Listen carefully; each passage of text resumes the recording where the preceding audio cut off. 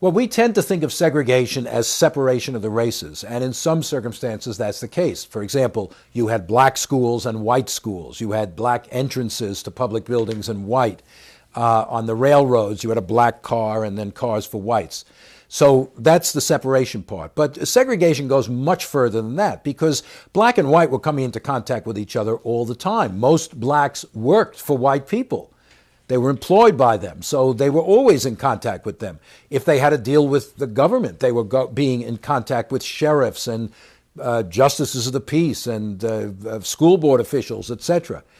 Segregation was part of a comprehensive system of racial inequality, not separation. This wasn't like, taking Indians and putting them off on a reservation somewhere. Black and white lived among each other all the time.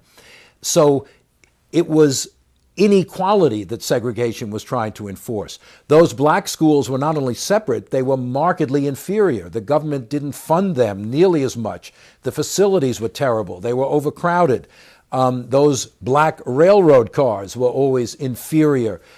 Any facility for blacks was always less satisfactory than those for white people. So it was part of putting blacks into a subordinate status as second-class citizens, from which it was very, very hard to get out because the whole legal structure was meant to enforce white supremacy.